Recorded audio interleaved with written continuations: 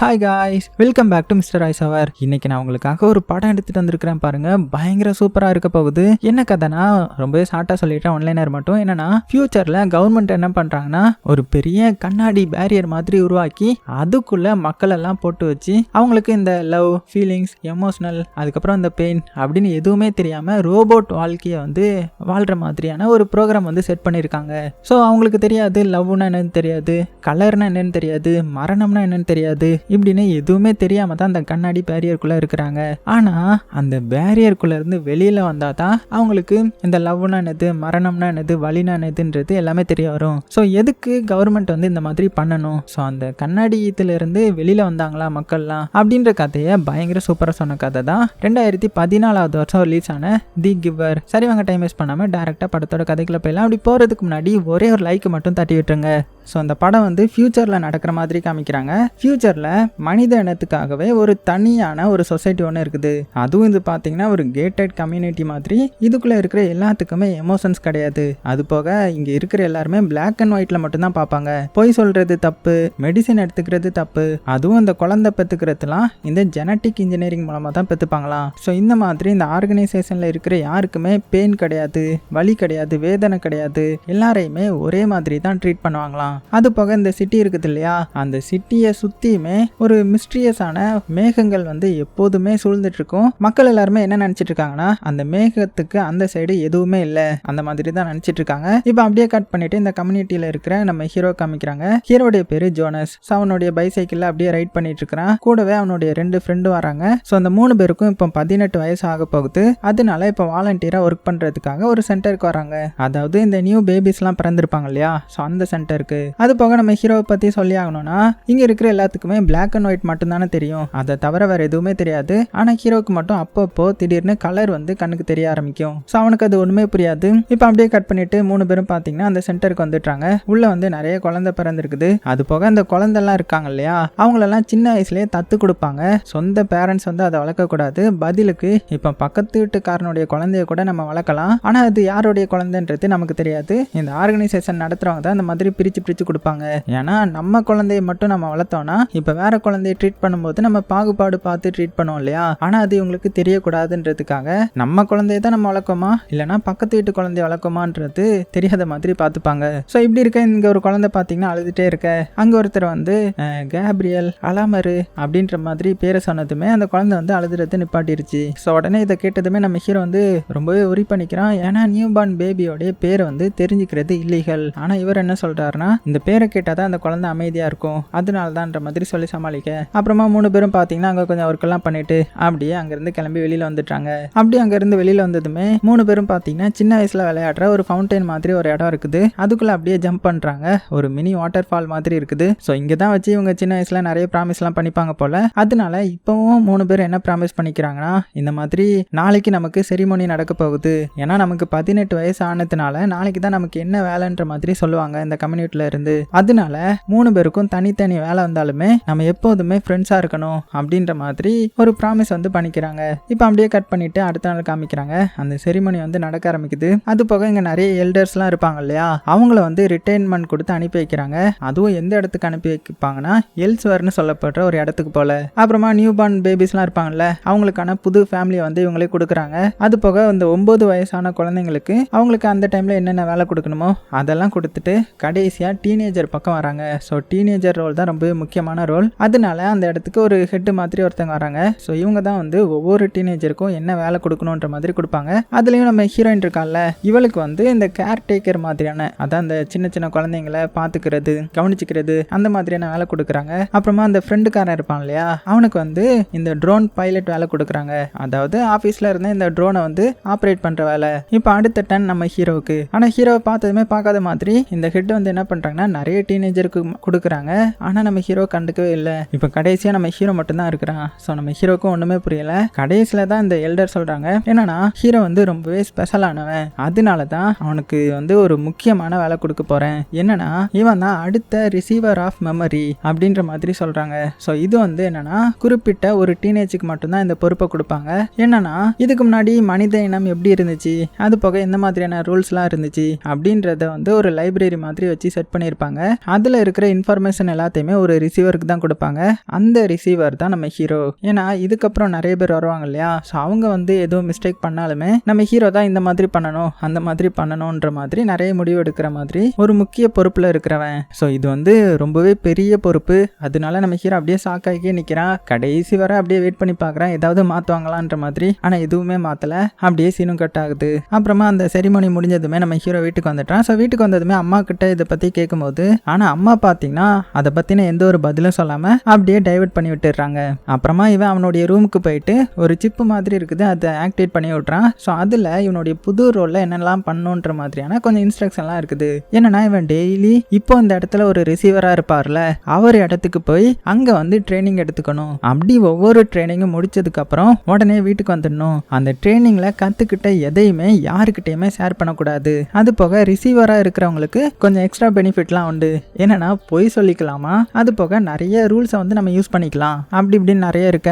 இப்போ அடுத்த நாள் ஆகுது. நம்ம ஹீரோ ஃபர்ஸ்ட் டே அந்த ரிசீவர் கிட்ட கற்றுக்க போகிறான். ஸோ அதனால ஒரு டிஃப்ரெண்ட்டான யூனிஃபார்ம் போட்டுட்டு அந்த ரிசீவரோடைய வீட்டுக்கு போகிறான். அது எங்கே இருக்குன்னா இந்த சிட்டியோடைய எட்ஜில் தான் இருக்குது. ஸோ அப்படியே உள்ளே போகிறான். உள்ளே போனால் அந்த இடத்துல இப்போ இருக்கிற அந்த ரிசீவர் இருக்கிறாரு. ஸோ இப்போ இவருக்கு என்ன வேலைனா, நம்ம ஹீரோ தானே புது ரிசீவர், அதனால இவர் கற்றுக்கிட்ட எல்லாத்தையுமே நம்ம ஹீரோவுக்கு கொடுக்கணும். அதனால இவருடைய பேரை நம்ம கிவர்னு வச்சுக்கலாம். ஸோ அந்த கிவர் பார்த்தீங்கன்னா நம்ம ஹீரோவுக்கு இது எதை பற்றினதுன்ற மாதிரி எக்ஸ்பிளைன் பண்ணுறாரு. என்னன்னா இது மனித இனத்தோடைய ஹிஸ்டரி. ஸோ இது மூலமா இந்த எல்டர்ஸ்லாம் இருப்பாங்கல்ல அவங்கள நீ கைட் பண்ணலாம் அப்படின்ற மாதிரி சொல்லிட்டு அப்படியே ஹீரோ பக்கத்தில் வராரு. அது போக அவருடைய கைக்கு சைடில் பார்த்தீங்கன்னா ஒரு மார்க் மாதிரி இருக்குது. அதே மார்க் வந்து நம்ம ஹீரோவுக்கும் இருக்குது. ஸோ அந்த மாதிரி ரிசீவராக இருக்கிறவங்களுக்கு இது இருக்கும் போல. உடனே அவர் அப்படியே நம்ம ஹீரோடைய கையை பிடிச்சி அப்படியே ஏதோ பண்ணதும் நம்ம ஹீரோ பார்த்தீங்கன்னா அப்படியே டக்குன்னு வேற ஒரு இடத்துக்கு வந்துட்டான். பார்த்தா இந்த இடத்துல இந்த பனியெல்லாம் பொழிஞ்சிட்டு இருக்குது. ஸோ இவனுக்கு இதை பற்றி எதுவுமே தெரியாது. ஏன்னா இவ்வளோ நாள் அந்த சிட்டிக்குள்ளே இருந்ததுனால இந்த பனியை வந்து பார்த்துருக்க மாட்டான். அது போக இந்த பனியில் ஸ்லைட் பண்ணுறதுக்காக ஒரு இது இருக்கும் இல்லையா,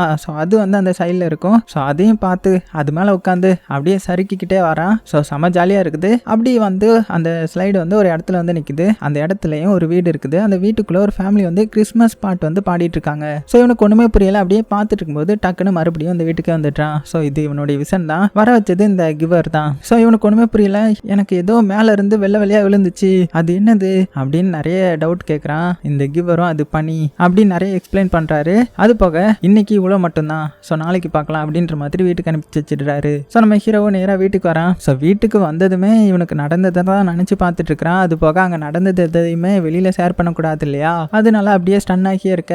அந்த டைமில் இவனுடைய அப்பா வந்து ஒரு சின்ன குழந்தைய வந்து வீட்டுக்கு தூக்கிட்டு வந்திருக்கிறாங்க. என்னன்னா இந்த குழந்தைய வேற ஒருத்தங்களுக்கு கொடுப்பாங்க இல்லையா, அது வரைக்கும் இந்த அப்பா தான் பார்த்துக்கணும் போல. ஸோ வீட்டுக்கு வந்ததுமே நம்ம ஹீரோ அந்த சின்ன குழந்தைய பார்க்குறான். பார்த்தா அந்த குழந்தையோடைய கையிலையும் அந்த மார்க் இருக்குது. ஸோ இது மூலமா என்னது, இந்த குழந்தை வளர்ந்ததுக்கு அப்புறம் இந்த குழந்தை தான் ரிசீவராக இருக்க போறா. கட் பண்ணா அடுத்த நாள் ஆகுது. வேகமாக நம்ம ஹீரோ என்ன பண்றான்னா அந்த கிவரோடைய வீட்டுக்கு போறான். ஏன்னா நிறைய கத்துக்கிறதுக்காக. ஸோ அங்கே போனதுமே இப்போ இவர் என்ன சொல்றாருன்னா, உனக்கு நான் கலர் பத்தி இப்போ காமிக்க போறேன். ஸோ ஃபர்ஸ்டா நான் உனக்கு காமிக்க போறது yellowish கலர் அப்படின்னு சொல்லிட்டு நம்ம ஹீரோடைய கையை பிடிக்க மறுபடியும் பார்த்தீங்கன்னா ஒரு விஷன் மாதிரி வருது. அதுல நம்ம ஹீரோ வந்து ஒரு போட்ல இருக்கிற மாதிரியும் இப்போ நம்ம ஹீரோவுக்கு நிறைய கலர்ஸ் வந்து கண்ணுக்கு தெரியுது. ஸோ இவனுக்கு ஒண்ணுமே புரியல. மறுபடியும் டக்குன்னு பார்த்தீங்கன்னா இந்த வீட்டுக்கே வந்துட்டான். ஆனா இப்போ சுத்தி முத்தியும் பார்க்கும்போது இவனுக்கு கலர்லாம் கொஞ்சம் கொஞ்சம் தெரிய ஆரம்பிக்குது. அப்புறமா அப்படியே அந்த வீட்டை விட்டு வெளியில பார்த்தா இந்த சிட்டிக்கு அந்த சைடு ஒரு மரம் இருக்கிற மாதிரி நம்ம ஹீரோவுக்கு தெரியுது. அதாவது இவங்க என்ன நினைச்சிருப்பாங்கன்னா இந்த மேகமூட்டத்தை தாண்டி எதுவுமே இல்லைன்ற மாதிரி நினைச்சிருப்பாங்க இல்லையா, ஆனா மரம் இருக்குது. ஸோ இன்னுமே நிறைய இருக்குதோன்ற மாதிரி இவனுக்கு கொஞ்சம் கொஞ்சமா புரிய வருது. ஸோ இப்போ அடுத்த நாள் காலையில ஆகுது. நம்ம ஹீரோ வந்து ஒரு இடத்துல படுத்து இருக்கிறான். ஸோ சுத்தியுமே அவனுக்கு கொஞ்சம் கலர் தெரியறதுனால அதை அப்படியே ரசிச்சுட்டு இருக்கும்போது அந்த இடத்துக்கு நம்ம ஹீரோயின் வராங்க. ஹீரோயின் கிட்ட கலர்லாம் அவனுக்கு தெரியுதா அப்படின்னு கேட்குறாங்க. ஆனால் ஹீரோயினுக்கு அதை பற்றி எந்த ஒரு ஐடியாவும் இருக்காது இல்லையா. ஸோ அவளுக்கு தெரியறதோ பிளாக் அண்ட் ஒயிட் தானே, அதனால ஒன்றுமே புரியல. அந்த டைமில் கரெக்டாக அந்த ஃப்ரெண்டுக்காரனும் அங்கே வந்துட்டான். ஸோ 3 பேரும் மறுபடியும் பேசிக்கிறாங்க. ஸோ ஒரு டாலான ஒரு இடத்துக்கு போய் அவங்க என்னென்ன வேலை பார்த்தாங்கன்றதையும் ஷேர் பண்ணுறாங்க. அதுலேயும் இந்த ஃப்ரெண்டுக்காரன் என்ன சொல்கிறாங்கன்னா, நான் வந்து ட்ரோன் வந்து ஓட்ட கற்றுக்கிட்டேன், அதையும் நான் தெரியாதனமா கொஞ்சம் தள்ளி வெளியில் கொண்டு போயிட்டேன். அந்த இடத்துல ஒரு 2 கல் வந்து பெருசாக வளர்ந்து ஒரு ட்ரையாங்கிள் ஷேப்பில் இருந்துச்சு. ஸோ அந்த இடத்துல தான் இங்கே ரிட்டையர்டான அந்த எல்டர்ஸ் எல்லாம் கூட்டிட்டு போவாங்களாம், அதான் அந்த எல்ஸ்வர்ன்ற இடம் அப்படின்ற மாதிரி சொல்ல. அடுத்தது நம்ம ஹீரோயினும் அவளுடைய ஒர்க்குக்கான எக்ஸ்பீரியன்ஸை ஷேர் பண்ணிக்கிறாங்க. கடைசியாக நம்ம ஹீரோ பார்த்து, ஆமாம் நீ என்ன உனக்கு என்ன சொல்லி கொடுத்தாங்க அப்படின்னு கேட்கும்போது நம்ம ஹீரோ தான் அதை பற்றி ஷேர் பண்ணக்கூடாது இல்லையா, அதனால வாங்க நான் உங்களுக்கு ஒரு இது காட்டுறேன் அப்படின்னு சொல்லிட்டு நைஸாக அவங்கள டைவர்ட் பண்ணிட்டு ஒரு பிளேட் மாதிரி இருக்கும், அதில் உட்காந்து கீழே ஸ்லைட் பண்ணுறது தான் இவனுடைய இது போல. அதாவது அந்த விஷனில் வந்து பார்த்துருப்பான் இல்லையா அதே மாதிரி. ஆனால் இந்த ஃப்ரெண்டுக்காரன் இதெல்லாம் இதெல்லாம் பண்ணக்கூடாது அப்படின்னு சொல்லிட்டு அங்கிருந்து போயிட்டான். இருந்தாலும் நம்ம ஹீரோவும் ஹீரோயினும் பார்த்தீங்கன்னா 2 பேரும் அதை பண்ண ஆரம்பிக்கிறாங்க. அதாவது அந்த பில்டிங் மேல இருந்து அப்படியே சறுக்கிக்கிட்டே கீழே வராங்க. ஹீரோயினுக்கு ரொம்பவே பிடிச்சிருக்குது. அப்படியே கடைசியா பொத்துன்னு 2 பேரும் கீழே விழுந்துட்டாங்க.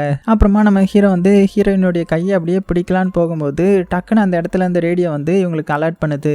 என்னன்னா இந்த இடத்துல ஃபேமிலி மெம்பர்ஸை தவிர யாருமே மற்றவங்கள டச் பண்ணக்கூடாது. அதே டைம்ல இந்த சைடு இந்த சீஃப் இருப்பாங்க இல்லையா, அவங்க வந்து இந்த கிவரை கூப்பிட்டு நீங்க ஹீரோவுக்கு ஒழுங்கா ட்ரைனிங் கொடுக்குறீங்களா இல்லையா, அவன் அவனுடைய எக்ஸ்பீரியன்ஸை ஆல்மோஸ்ட் அவனுடைய ஃப்ரெண்ட்ஸ் கிட்ட ஷேர் பண்ணியிருப்பான் அப்படி இப்படின்ற மாதிரி நிறைய சொல்றாங்க. இருந்தாலும் இந்த கிவர் வந்து நம்ம ஹீரோவுக்கு சாதகமாக தான் பேசுறாரு. அவன் சின்ன பையன் இப்போ தான் கத்துக்கிட்டு இருக்கிறான். ஸோ நானும் இந்த மாதிரி தானே ஸ்டார்டிங்ல இருந்தேன் அப்படின்ற மாதிரி நிறைய சொல்லும்போது அப்படின்னா லாஸ்ட் டைம் இருந்த ரிசீவருக்கு என்னாச்சுன்னு உங்களுக்கு தெரியும்ல, ஸோ ஒழுங்கா அவனுக்கு சொல்லிக் கொடுங்க அப்படின்ற மாதிரி இந்த சீஃப் வந்து கிவருக்கு வார்ன் பண்றாங்க.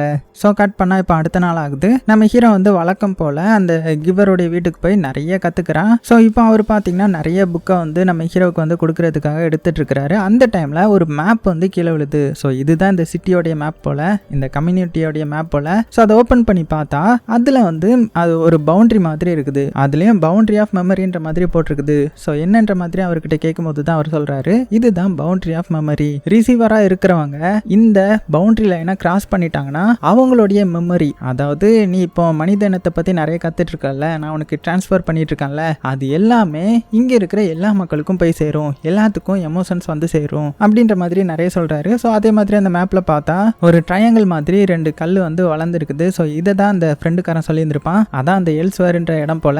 அதுக்கப்புறம் அவர் என்ன சொல்றாருன்னா, இந்த மாதிரி டெய்லி காலையில ஒரு இன்ஜெக்ஷன் எடுப்பல்ல, அந்த இன்ஜெக்ஷனை வந்து நீ எடுக்காம விட்டா உனக்கு இன்னுமே எமோஷனல் ஃபீலிங்ஸ்னு நிறைய உனக்கு தெரிய வரும் அப்படின்ற மாதிரி சொல்றாரு. ஸோ அப்படியே நாட்களும் போகுது. நம்ம ஹீரோ வந்து நிறைய கத்துக்கிறான். அது போக இன்னைக்கு நான் உனக்கு மியூசிக்னா என்னன்னு சொல்லி தரேன் அப்படின்னு சொல்லிட்டு ஒரு ரூம்க்கு வந்து கூட்டிட்டு போய் பியானோவை காமிக்கிறாரு. ஸோ ஹீரோவும் என்னது இது அப்படின்ற மாதிரி ஆச்சரியமா பாக்குறான். அதுக்கப்புறம் அவர் மியூசிக்லாம் வாசித்து காமிக்க இவன் அப்படியே மெய் மறந்து போயிட்டான். அந்த அளவுக்கு சூப்பரா இருக்குது. ஸோ இப்படியே நம்ம ஹீரோவுக்கு நிறைய எமோஷனல் காமிக்கிறது, நிறைய ஃபீலிங்ஸ் காமிக்கிறதுன்ற மாதிரி விஷன் காமிக்கிறாரு. அதுலயும் பாத்தீங்கன்னா மக்கள் வந்து, அதாவது இதுக்கு முன்னாடி இருந்த மக்கள் எவ்வளவு சந்தோஷமா இருந்தாங்க, அவங்களுக்குள்ள என்ன ரிலீஜியன் எல்லாம் இருந்துச்சு, எந்த மாதிரியான சடங்கெல்லாம் பின்பற்றினாங்க, அனிமல்ஸ் எல்லாம் எவ்வளவு ஹாப்பியா இருந்துச்சு, இந்த உலகத்துல எப்படிலாம் என்னெல்லாம் நடந்துச்சோ அது எல்லாத்தையுமே பாத்தீங்கன்னா நம்ம ஹீரோவுக்கு காமிக்கிறாரு. ஸோ கிட்டத்தட்ட நம்ம ஹீரோவும் நிறைய கத்துக்கிறான். ஸோ அதனால நிறைய ஃபீலிங்ஸ் வந்து அவனுக்குள்ள வர ஆரம்பிக்குது. ஸோ இப்போ வீட்டுக்கு வந்ததுமே பார்த்தீங்கன்னா அவனுடைய தங்கச்சி பொண்ணுக்கிட்ட பயங்கரமாக டான்ஸ் ஆடி ஜாலியாக ஃபன் பண்ணிட்டு இருக்கிறான். ஸோ இதை பார்த்தா அம்மா அப்பாவும் என்ன இவன் வித்தியாசமாக நடந்துக்கிறான் அப்படின்னு ஷாக் ஆகுறாங்க.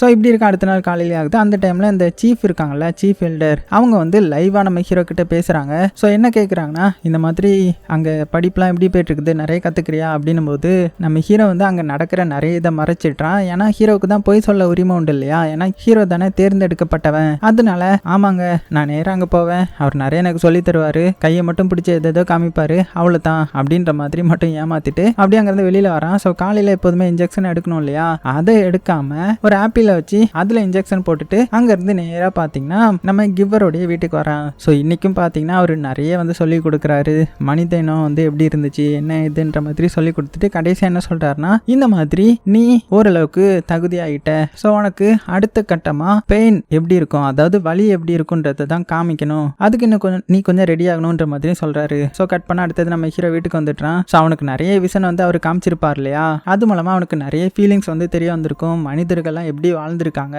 அப்படி இப்படின்னு நிறைய தெரிஞ்சதுனால அன்னைக்கு நைட்டு நம்ம ஹீரோக்கு தூக்கமே வரல. அப்படி இப்படின்னு திரும்பி படுத்துக்கிறான். அந்த டைமில் அந்த சின்ன பொண்ணையும் பார்க்குறான். ஸோ அதான் அந்த சின்ன குழந்தை, அந்த குழந்தையோட கையிலையும் மார்க் இருக்கும் இல்லையா, ஸோ இவ தானே வருங்கால ரிசீவர். அதனால என்ன பண்ணுறான்னா, அந்த குழந்தைக்கு இந்த விலங்குகள்லாம் இருக்கும்ல அந்த விஷன் வர்ற மாதிரி செஞ்சு கொடுக்குறான். அதே மாதிரி அடுத்தது வந்து பார்த்தா ஆப்போசிட்ல தான் நம்ம ஹீரோயின் இருப்பாங்க. ஸோ அவங்களையும் பார்த்துட்டு ஒரு விதமான ஃபீலிங்லேயே அப்படியே படுத்து தூங்கிட்டான். ஸோ கட் பண்ண அடுத்த நாள் காலையில ஆகுது. கிவரும் நம்ம ஹீரோவும் நடந்து போயிட்டு இருக்காங்க. அந்த டைம்ல நம்ம ஹீரோ அவனுக்கு வந்த கனவை பத்தி சொல்றான். ஸோ என்ன கனவு வந்திருக்கும்னா, இந்த மாதிரி ஹீரோவும் ஹீரோயினும் லவ் பண்ற மாதிரி ஒன்னா இருக்கிற மாதிரி கனவு வந்திருக்கும். ஸோ இதை பத்தி சொல்லி இதுக்கு முன்னாடி இந்த மாதிரி நடந்திருக்கா, அப்புறம் ஏன் எனக்கு ஒரு மாதிரி தெரிஞ்சதுன்ற மாதிரி கேட்கும்போது அப்பதான் இவர் சொல்றாரு, அதோடைய பேரு கனவு. ஸோ ரியலையும் ஃபேண்டசியும் கலந்து வர்றது தான் கனவு, அது முன்னாடி நடந்திருக்கணும்னு அவசியம் இல்லை அப்படின்ற மாதிரி கனவை பத்தி எக்ஸ்பிளைன் பண்றாரு. ஸோ இப்படி இருக்க அடுத்தது பார்த்தீங்கன்னா நம்ம ஹீரோ வந்து ஹீரோயின் கூட போயிட்டு இருக்கிறான். ஸோ ஹீரோயினை ரொம்பவே பிடிச்சி போகுது. புதுவிதமான காதல் ஃபீலிங்லாம் ஹீரோக்கு வந்திருக்கு இல்லையா, அதனால அப்படியே 2 பேரும் அந்த லவ் பத்தி பேசிட்டு இருக்காங்க. ஹீரோயினுக்கான அதை பத்தி ஒன்றும் தெரியல. அதனால வீட்டுக்கு வந்ததுக்கு அப்புறம் அவனுடைய பேரண்ட்ஸ் இருப்பாங்கல்ல, அவங்க கிட்ட லவ்னா என்னதுன்ற மாதிரி அவங்களுக்கு தெரியுமான்ற மாதிரி கேட்கும்போது அவங்களும் அதெல்லாம் ஒன்றும் இல்லை அப்படின்ற மாதிரி சொல்லிடுறாங்க. ஏன்னா அவங்களுக்கும் அதை பற்றி எதுவும் தெரிஞ்சிருக்காது இல்லையா. ஸோ அப்படியே சீனும் கட் ஆகுது. அடுத்த நாள் ஆகுது. நம்ம ஹீரோ வேகமாக கிவ்வருடைய வீட்டுக்கு போகிறான். அங்கே பார்த்தா அவர் அப்படியே கீழே விழுந்து கிடக்குறாரு. ஏதோ அவருக்கு வந்து லைட்டாக மயக்கம் வந்த மாதிரி இருக்கும் போல. உடனே நம்ம ஹீரோ வேகமாக அவரை தூக்க போகிறான். அந்த டைமில் அவருடைய கையை தொட்டதும் இவனுக்கு நிறைய விஷயம் வந்து தெரிய ஆரம்பிக்குது. அதாவது வலிகளை பற்றி தெரிய ஆரம்பிக்குது. என்னன்னா இந்த உலகத்தில் வேர்ல்டு வார் நடக்கிற மாதிரியும் பொண்ணுங்கள்லாம் கன் எடுத்து சுடுற மாதிரியும் நிறைய வாரில் வந்து பொண்ணுங்க சாகிற மாதிரியும் அப்படி இப்படின்னு நிறைய தெரிய ஆரம்பிக்க அவ்வளோதான் நம்ம ஹீரோ மிரண்டு போகிறான். வலியை பற்றி இப்போ தான், அதாவது வலியோடைய உணர்வு இப்போ தான் அவனுக்கு தெரிய ஆரம்பிக்குது. உடனே கையை தட்டி விட்டு இல்லை எனக்கு இந்த வேலையே வேண்டாம், நான் இனிமேல் இங்கே வரமாட்டேன், என்னை விட்டுருங்க அப்படின்ற மாதிரி ரொம்பவே ஃபீல் பண்ணிட்டு அங்கேருந்து தலை தெரிச்சு ஓட ஆரம்பிக்கிறான். இந்த கிவ்வரும் சுயநினைவுக்கு வந்துட்டாரு. வந்து ஹீரோ ஸ்டாப் பண்ண ட்ரை பண்ணுறாரு. இருந்தாலும் அவர் பேச்சை கேட்காம அங்கேருந்து ஓடி போய்ட்றான். ஸோ வெளியில் வந்ததுமே நேராக வீட்டுக்கு போயிட்டு இருக்கிறான். போகிற வழியில் அந்த ஃப்ரெண்டுக்காரன் ஹீரோவை பார்த்து டேய் எங்கடா போகிற அப்படின்னு ஸ்டாப் பண்ண ட்ரை பண்ணேன். ஆனால் அவனையும் கண்டுக்காம நம்ம ஹீரோ நேராக அங்கேருந்து கிளம்புறான். அடுத்தது நம்ம ஹீரோயின் வந்து ஹீரோவை பார்த்துட்டாங்க. ஸோ ஹீரோவை ஸ்டாப் பண்ணி பேசுகிறாங்க. அப்போ தான் நம்ம ஹீரோ என்ன சொல்கிறான்னா, இந்த மாதிரி நான் அந்த வேலைக்கெலாம் போக மாட்டேன், எனக்கு பிடிக்கல அப்படின்ற மாதிரி சொல்லிட்டு டெய்லி காலையில் நம்ம ஒரு இன்ஜெக்ஷன் எடுப்போம்ல, அந்த இன்ஜெக்ஷனை எடுக்காம இரு, உனக்கே தெரியும் அப்படின்னும் போது என்ன நீ உளறிட்டு இருக்கிற, நீ வேலைக்கு போக மாட்டேன்னு சொல்லாத, நீ வேலைக்கு போகணும், ஏன்னா அதுதானே நமக்கு முக்கியம், அதுதானே இங்கே உள்ள ரூல், அது போக நீ வேலைக்கு போவேன்னு சொல்லி நான் உனக்காக நீ சொல்கிறத வேணா பண்ணி பார்க்குறேன், டெய்லி காலையில் எடுக்கிற இன்ஜெக்ஷனை வந்து எடுக்காமல் இருக்கிறேன் உனக்காக அப்படின்னதும் சரி நான் வேலைக்கு போகிறேன், அப்போ நீ எடுக்காம இரு அப்படின்னு சொல்லிட்டு கட் பண்ணா. அடுத்த நாள் காலையில் பார்த்தீங்கன்னா நம்ம ஹீரோ வேலைக்கு வரான். அதாவது கிவ்வருடைய வீட்டுக்கு வரான். அங்கே அந்த கிவர் பார்த்தீங்கன்னா ஒரு வீடியோ டேப் மாதிரி போட்டுட்டு இருக்கிறாரு. ஸோ அதுவும் இந்த ஹாலோகிராம் மாதிரி காமிச்சிட்டு இருக்குது. ஸோ அதில் என்னதுன்னா, அதில் அவருடைய பொண்ணுக்கு நிறைய டீச் பண்ணுற மாதிரி இருக்குது. ஸோ என்ன டீச் பண்ணுறாருனா, ஏன்னா அவங்க தான் அடுத்த ரிசீவராக வரப்போகிறவங்க. ஸோ அவங்களுக்கு நிறைய டீச் பண்ணிட்டு இருக்காங்க. அந்த டைமில் அவங்க பொண்ணுக்கு வலினா என்னன்றதை காமிக்கணுன்றதுக்காக ஒரு மதருக்கு வந்து பெரிய வழியே என்னது, அவங்களுடைய குழந்தைய லாஸ் பண்ணுறது தானே. ஸோ அந்த வழியை வந்து அவங்களுக்கு காமிச்சிருக்காங்க. அதனால அவங்களும் இல்லை எனக்கு இதெல்லாம் வேண்டாம், நான் கிளம்புறேன் அப்படின்னு சொல்லிட்டு கிளம்பி போயிருக்காங்க. ஆனால் இவங்களுக்குன்னு கொடுக்கப்பட்ட ஜாப் என்னது, ரிசீவர் தானே. ஆனால் அதையும் அவங்க வேண்டான்னு சொல்லிட்டு போனா அவங்களுக்கு போறது ஒரே ஒரு இடம் மட்டும்தான், எல்ஸ்வர்ன்ற இடம் தான். ஸோ அந்த எல்ஸ்வருக்கு அவள் போயிட்டான்ற மாதிரி நம்ம ஹீரோ கிட்ட இப்போ இவர் சொல்லிட்டு இருக்கிறாரு. எல்ஸ்வர்னா என்னது, எல்ஸ்வர்னா அது ஏதோ ஒரு நல்ல இடம் தானே, ரிட்டையர்ட் ஆனவங்க தான் அங்கே இருப்பாங்க அப்படின்னும் போது இப்போ தான் இவரும் அது என்ன இடம்ன்ற மாதிரி காமிக்கிறாங்க. அதுவும் ஒரு விஷன் மூலமாக காமிக்கிறாரு. என்னன்னா ஹீரோடைய அப்பா வந்து இந்த குழந்தைங்களை பார்த்துக்கிற வேலையில தானே இருப்பாரு. அதுலேயும் ஒரு ட்வின் குழந்தை பிறந்திருக்கும். ஸோ அந்த அப்பா என்ன பண்ணுறாருன்னா, ஒரு குழந்தைய தனியாக ஒரு ரூம்க்கு வந்து தூக்கிட்டு வந்து மண்டையிலையா ஊசி போட்டு அந்த குழந்தைய சாகடிக்கிறாரு. ஏன்னா இந்த சொசைட்டியை பொறுத்தவரை ட்வின்ஸ் வந்து இருக்கக்கூடாது போல, ஒன்று தான் இருக்கணும் போல. அதனால இந்த மாதிரி கொலை பண்ணி அதை வந்து எல்ஸ்வருக்கு அனுப்புகிறாங்க. ஸோ இந்த மாதிரி எல்ஸ்வர்னா அவங்களுடைய கதை முடிஞ்சிடும் போல. ஆனால் ஹீரோடைய அப்பாவுக்கு அவர் கொலை பண்ணுறாருன்ற உணர்வுலாம் இருக்காது. ஏன்னா அது வந்து அவருக்கு தெரிஞ்சிருக்காது. ஏன்னா இங்கே இருக்கிறவங்களுக்கு ஃபீலிங்ஸ்னால் எதுவுமே கிடையாது இல்லையா, மரணம்னாலே என்னென்னு அவங்களுக்கு தெரிஞ்சிருக்காது. ஸோ அதனால அதை அவர் நார்மலாக எடுத்துப்பாரு. ஸோ இதெல்லாம் பார்த்து நம்ம ஹீரோவுக்கு ரொம்பவே கஷ்டமாக இருக்குது. ஏன் இந்த மாதிரி பண்ணுறாங்க, எதுக்கு இதை பற்றி யாருக்குமே தெரியக்கூடாதுன்னு நினைக்கிறாங்க அப்படின்னும் போது ஸோ கிவர் சொல்கிறாரு, இந்த மாதிரி மக்கள் வந்து இந்த மாதிரி இருந்தால் தான் அவங்க வந்து எமோஷன்ஸாக ஆக்ட் ஆக மாட்டாங்க, அதனால தான் இந்த மாதிரி இருக்குன்ற மாதிரி ஹீரோ கிட்ட சொல்ல. ஆனால் ஹீரோவால் இதை ஏற்றுக்க முடியல.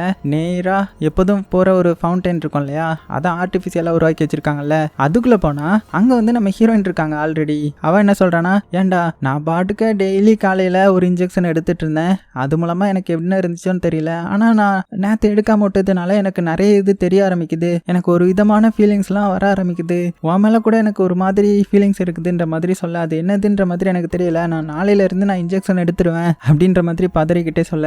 நம்ம ஹீரோ அப்படியே மெதுவாக கையை பிடிக்கிறான். இப்போ உனக்கு எதுவும் ஃபீல் ஆகுதா அப்படின்னு சொல்ல ஹீரோயின் அமைதியாகவே இருக்கிறாங்க.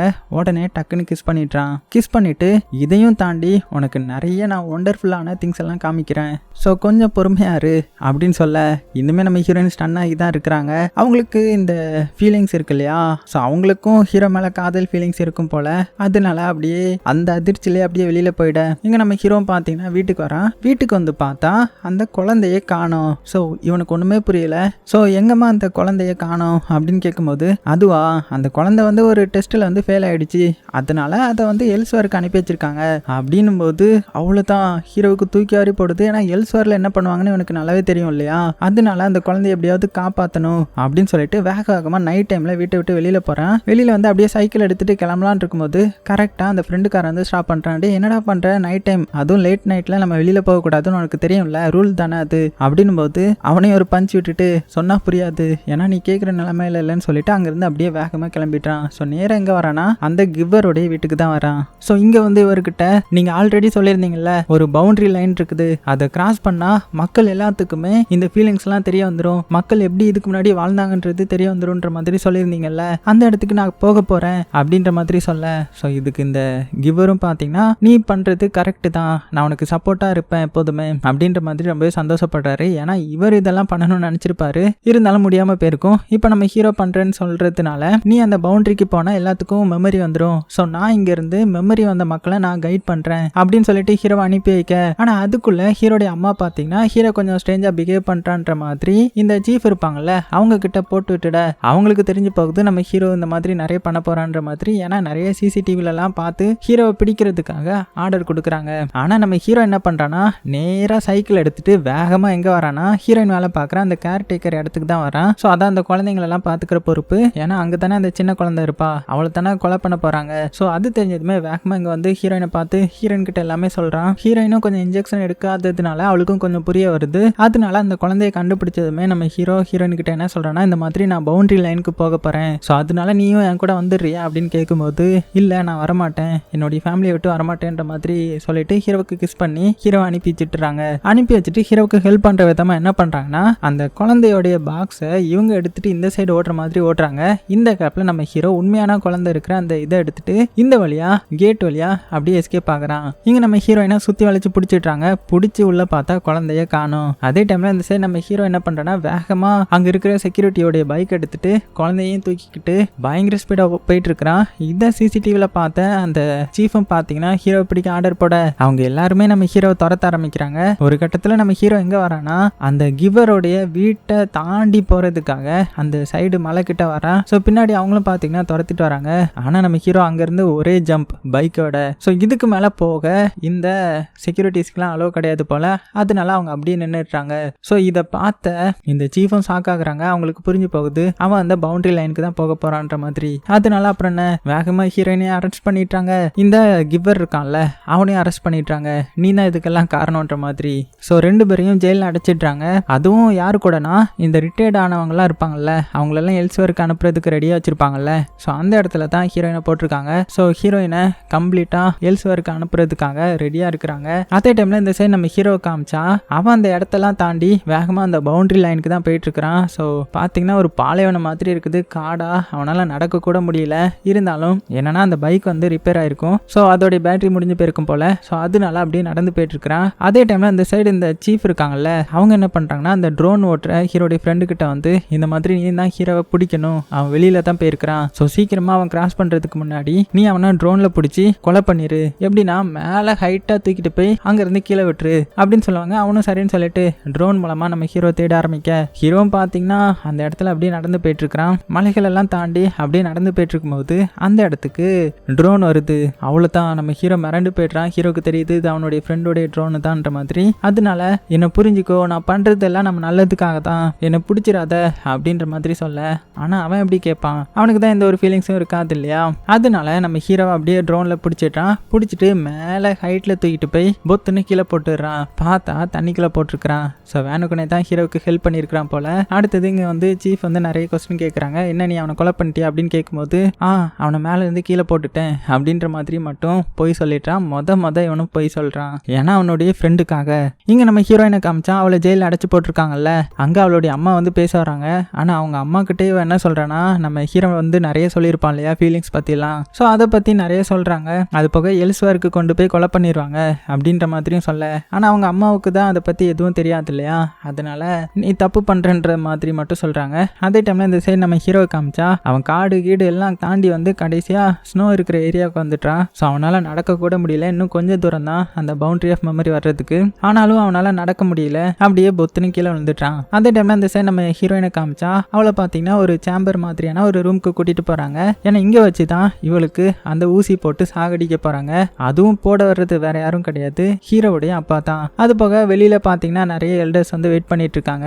அங்கே தான் நம்ம சீஃபும் இருக்காங்க. சீஃப் கிட்ட நம்ம கிவர் இருக்கார்ல அவர் வந்து நிறைய சொல்ல ட்ரை பண்ணுறாரு. புரிஞ்சுக்கோ, ஏன் இந்த மாதிரி பண்ணுறோம், இதை விட்டு நம்ம வெளியில் வரணும்னும் போது இங்கே பாரு நான் உங்ககிட்ட முதலே சொல்லிட்டேன், மனித குலம் இதுக்கு முன்னாடி எப்படி இருந்துச்சு, நிறைய மக்கள்லாம் அடிமைப்படுத்தப்பட்டு வார் நடந்து நிறைய இழப்பு, நிறைய வலிகள், வேதனைகள் அப்படின்றது இருந்ததுனால தானே நம்ம அதுல இருந்து மீண்டு வரணுன்றதுக்காக இந்த மாதிரி செட்டப் பண்ணி பக்காவா பிளான் பண்ணி போயிட்டு இருந்தோம். ஆனா நீ எல்லாத்தையுமே சொல்லி முடிச்சிட்ட.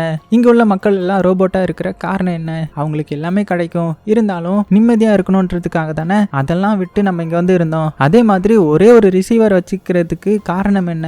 இந்த மாதிரி நம்ம எல்லாருமே கம்ப்ளீட்டா ரோபோட்டா மாறிடக்கூடாது.